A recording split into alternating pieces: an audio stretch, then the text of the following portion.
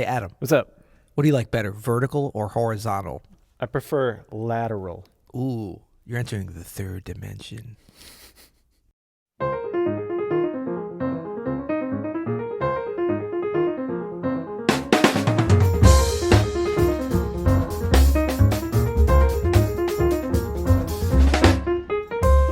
I'm Adam Maness. And I'm Peter Martin. And you're listening to the You'll Hear It podcast. Two charming guys giving you some daily jazz advice coming at you. Let's not oversell it. Well, now that we're back together with the pod in the pod cave, on the podcast, I'm feeling good. Dude, I can't see you at all. Andrew, are we getting a new microphone or what? This is crazy. Yeah, speaking of vertical, you got quite a vertical. What's up with that? I don't like it. No. It's a great sounding mic, but it's not a great podcasting mic, I think. But, I'll deal. We'll have the Shure Black back soon, right? Hey, so exciting news. I heard. Yeah, we have a new sponsor at the You'll Hear It podcast. I'm very excited about this. It's something that we use every day. Every day. Yeah. Day, as we say in St. Louis. And it's something that helps us present our lessons, something that's helped me learn about jazz by helping me transcribe. And it's called Sound Slice. And if you haven't heard of Sound Slice, you can go to soundslice.com right now and check it out. Yeah.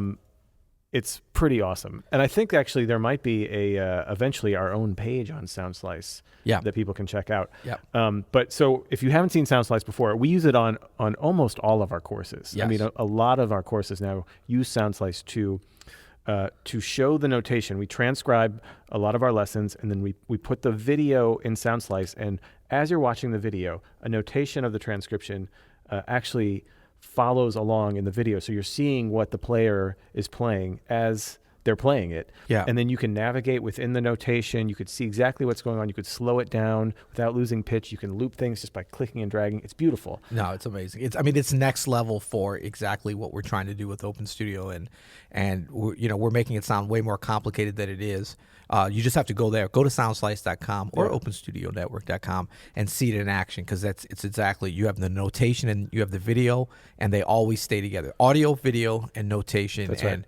It seems like it would be crazy and everything, but it's just beautifully laid out. And, Adrian and his team there are just geniuses. They're musicians and they're coders as well, but they come from this place of, the concept of a transcription can never communicate all the subtleties of music and everything, and just like we deal with transcribing, and the notation. But when you link it up with video and audio, it gives you everything that you need to be able to, check out behind the scenes, learn what you want to do. And they have a great community. You're hip to their community over there. I am hip to their community. Yep. Yeah, we're so happy to have Sound Slice on board. It's a perfect fit. We've been using them for years. Yeah. It's so awesome. And actually, we'll put a link. Andrew, put a link in the description. We're going to transcribe Emotion and Motion, which is the opening theme to this podcast. That's like the You'll Hear It theme song. It's the You'll Hear It theme song. Go follow that link, and you can see the Sound Slice, the transcription, following this video of the intro of Emotion and Motion. Very cool. And thanks to everybody over there. Yeah. Okay, so today we have a speak pipe. Want to hear it? Here it goes. Hi, Peter and Adam. I'm a huge fan, binge watcher of your YouTube stuff and all your podcasts and all. So I'm wondering if you could answer some of my questions about tunes with really vertical harmony, like a 26-2, a Giant Steps, or a Countdown. And maybe address the particular issues that a piano player might have in working through these tunes. One of the problems I have, or one of the issues I find, is that I don't really play through the tune the same way I do like a Bye Bye Blackbird, or a very standard tune that has, harmony that you can sort of alter easily and kind of even avoid at times for the bigger picture. In the case of like a Giant Steps or whatever, I find it hard to find that sort of underlying thing that you could access to kind of make it easier to go through the tune, and maybe even just do things that are a little more creative than just sort of carving through the changes all the time. So, I'm hoping that you could answer this for me, and that would be just awesome. Cool. Great question, Paul. Yeah. Thanks, Paul. Yeah. We are going to, not only are we going to answer this, we're going to answer all your prayers and your dreams and your aspirations about vertical harmony today. How about that? We're going next level. Okay, so we're not overselling. It's like overselling Wednesday here. I like it. It really is. Yeah. No, I've worked quite a bit on both Giant Steps and Countdown. I've done 26-2 sporadically throughout my career, but it's not something that I pull out in my own gigs, It's not one of your jams. It's not one of my jams. I do love it. I love listening to Train play on it for sure. But I've developed some strategies. I know you're great at Giant Steps. So how do you approach tunes like this? Well, actually, there's a couple of things we can talk about, but Paul, in his question, I think it kind of got me to think, just as I was hearing it, of one important thing. He was talking about something that maybe he was missing, underlying theme or thing that would help him navigate, the chords as a progression, as opposed to just vertical, stagnant kind of things that we play over, which you don't really sit on long enough to get comfortable with. Yeah. And, the thing that jumps out to me is two things. Well, it's really the same thing, is the melody. Mm-hmm. And we would think about, obviously that's the melody. And, but the other part of the melody, what I think of it as a melody, is the root movement. Yep. So if you learn both, and same thing for counting. If we think about that as the horizontal kind of underpinnings of the vertical harmony, I think that's our gateway and entry point to being able to understand it over a longer kind of phrases. So we get out of that stuck just playing over each chord. If we really think about the flow of the melody, and then further to that probably is, let's see. Oh man, this keyboard is whack. Like really being able to hear. Whoa, I turned it up and went down. Oh, there we go.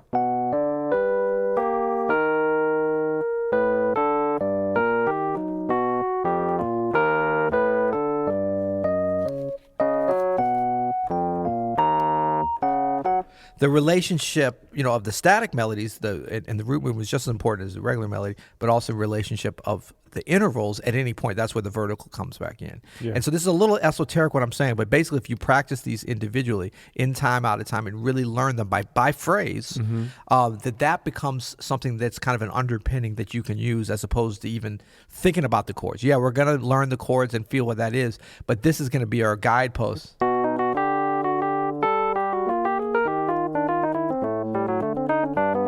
Like where you're referencing that melody and really hearing that bass line as sort of an entry point to each of the chords.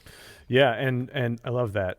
And Paul, I think there's some things you can do that I like to think about this, speaking of this, this idea is to simplify some of these things. Like he was talking about altering, on a standard if it's in the same key. Yeah. The thing about tunes like this is you don't really have to do that. The nature of the tune itself is going to give you this angular sound, right? Like you don't need to put all flat 13 sharp 9s on every dominant chord, because it's and to that effect even. So, and you were talking about bass lines.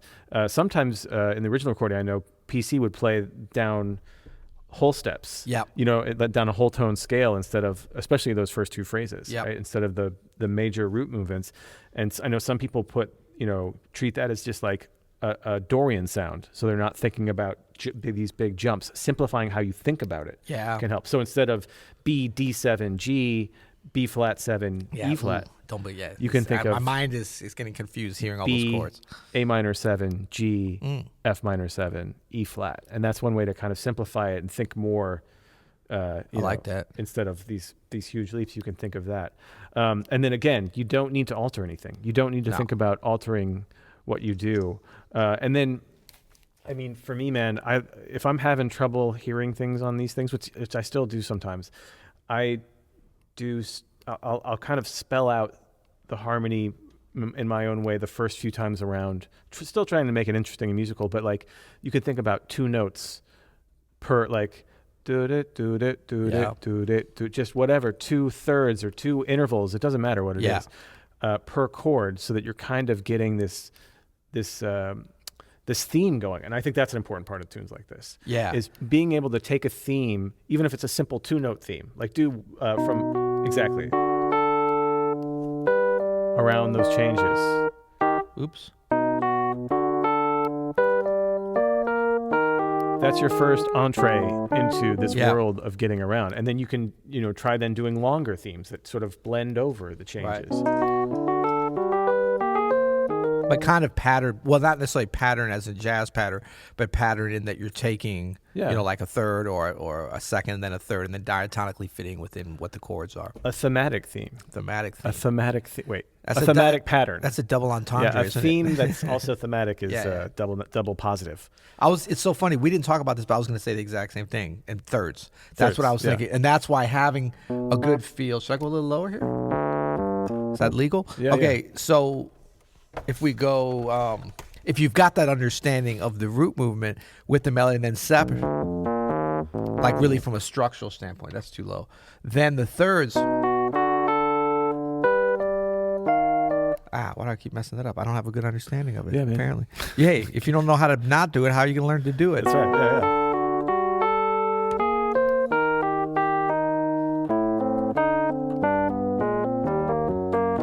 And really, I only did one little alteration, and that was actually by accident. So that's, to your point about not needing to alter things. I mean, look, train solo. You can do it. Yeah, train solo, he doesn't really. Yeah, actually, everything is. I mean, a little flat nine, Once you get into it, you can certainly start doing that, but Yep. there's no need to go at it from that same perspective you would do if you were playing, Our Love Is Here to Stay or something, where you can really mess with little movements or whatever. The movements are the changes themselves. Yeah. Another thing you can maybe practice is some slow scale running. Yep. Where you're changing the scale mid and continuing to go.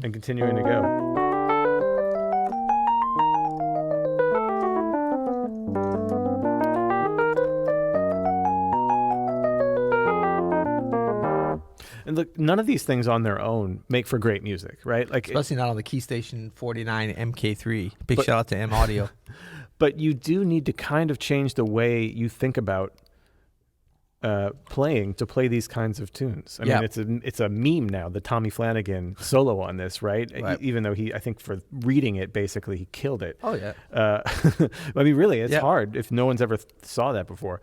But he was thinking about music up until that point in a completely different way. Everybody was. I almost said we all were, like I was alive in 1959. Looking good, man. Yeah, thanks. But Benjamin Button. But you have to kind of shift into this section of your brain that maybe is not the same as playing a Great American Songbook standard that's just in one or two keys that moves very logically. Like a Bye Bye Blackbird, like he said. Right, exactly. Something where there's like a lot of 5/1 cadence that's in the same key, Well, I think a fun thing too, and like you could even take this third thing, and I would recommend this pretty early on with the practice idea, because you could kind of go, where you're really just sort of running through the intervals, running through the scales, but try to connect it with musical ideas as you're kind of learning it. Again, this is why it's good if you really know that root movement, because it can get you out of that individual thing. But see, how was I going to do this?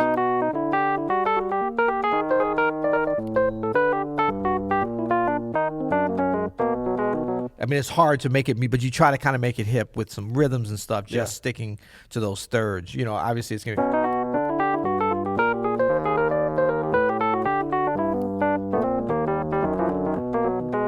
Because then when you add in that little, and this is really the way Train soloed over this, a little bit of chromaticism. I mean, I think he's like maybe the first time, which is really just a bebop scale. Yeah.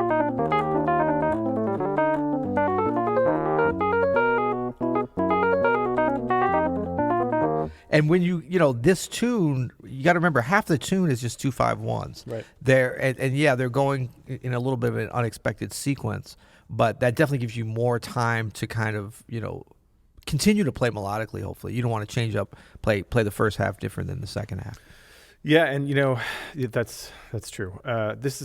Tunes like this, especially Countdown. This is a good opportunity to Paul to really work on something that we talk about a little bit on here, which is getting your chord voicings together in your right hand. This is when having like broken chord voicings together comes in super handy. Like, I mean, it's even in that Train solo. Yeah. Like, da-ba-da-ba-da-da is really like a little, could be a voicing on the piano, So I wonder, like, it almost seems like I'm sure he sat down and was like working this out with some of those same voicings, and then he just put it right to, Yeah. But like combining a scale on the piano at least, so great to, if you're on Countdown or Giant Steps, especially the first part of Giant Steps, Should I throw it? No, I can throw it over to you, man. I was expecting to play Countdown. This is fun. Weren't we going to do a turntable here at one time? Wicka chicka, Giant Steps. So like something like if in Countdown,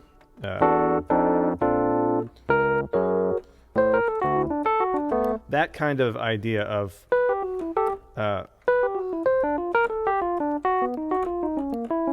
where you're doing like part of a scale and then you do a broken chord, right? So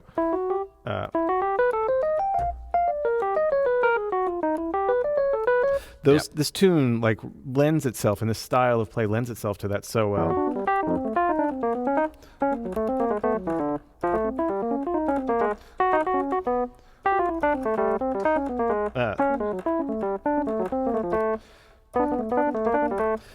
Like breaking the scale, your scale run up. I'll do it slower so I can actually do it. I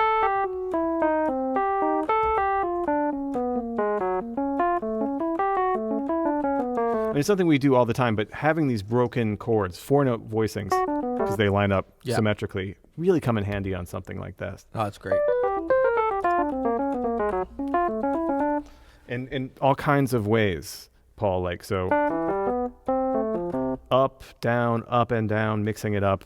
Mix in your scale practice with your arpeggio practice. That kind of thing. Yeah, absolutely. And I mean, because I think that's where a lot of times the magic of this type of playing.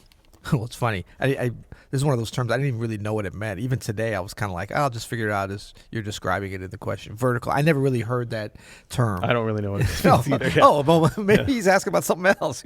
I heard him say Giant Steps. Yeah, exactly. 26-2. Yeah, I know that. Is that vertical? But this concept of like how you actually combine the arpeggios, the intervallic playing, and the scales. Like that's where the magic of it comes in. And that's going to lead, well, at the end, we're going to have our ultimate tip on this, which will really pull that together. I don't want to give it away, but that's coming. All right, right before the ultimate tip, though, we'll get into that in a minute. One last thing from me on this, and we've talked about this when asked about tunes with weird changes, is also you can work on finding the common tones between those weird jumps. There's always something. Right. So find something that you can lean on, because ultimately we want to make music out of this, which means we want to make melodies ideally out of this. Yeah. So you can't just do scales and arpeggios the whole time. I mean, you could, but you'd sound like a jerk.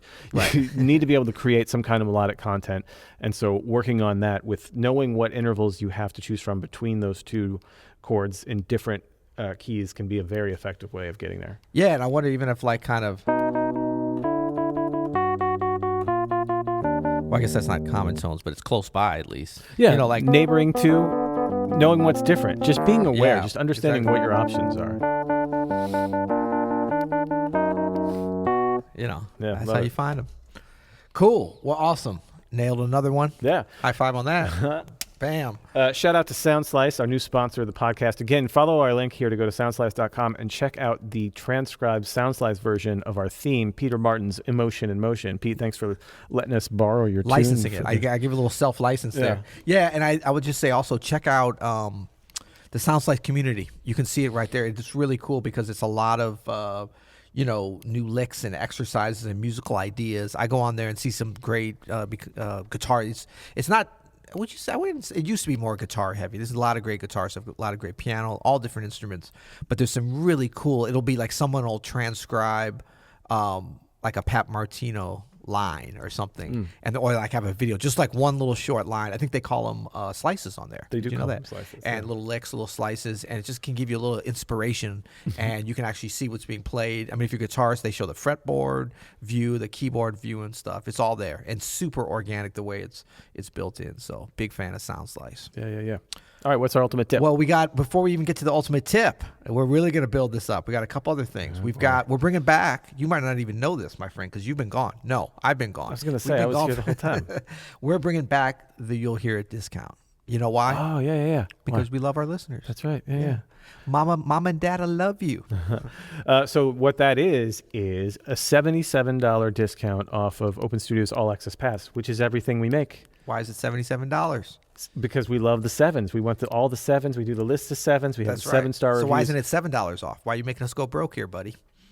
because we want to save our folks money here. Well, why is it not $777 then? Go to openstudio.com, put the All Access Pass in the cart, and then enter the offer code in the offer code field. You'll hear it. One word, no apostrophe. You'll hear it. You'll hear it. And that's $77 off the AAP yearly, which is already our best deal. I mean, it's like $20 a month. So this is even going to be less than that when you get that discount. It gives you access to every course we have, every course that's coming up. We had a bunch of folks the last time we did this signed up and enjoyed it. So we're bringing it back. Remember when we launched this week only. This week only. Remember when we launched AAP? We were like, is anybody going to like this? And I know. Like, everybody wants it now. Yeah, it's great. People love it. People love it.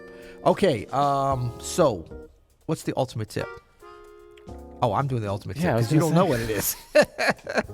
I don't remember what it is. Oh, no, I do remember. The ultimate tip. Transcribe. What? Transcribe solo. This is back to the vertical playing. Because this is the way that you're going to develop your ears. And you're probably thinking, oh, yeah, I've already transcribed, or that we already talked about that. Yeah, we did talk about it, but the idea is that it's transcription, remember, is the journey. It's not the destination. Absolutely. You know, now there's something nice at the destination, which is being able to play John Coltrane's Solo on Countdown or whatever. Yeah. But it's the journey that you're really going to learn. So I want everyone really thinking about that as a sort of foundation for their shedding, no matter what your instrument is. And you can learn anybody's solo, anything that you like over whatever you consider to be vertical changes for vertical playing.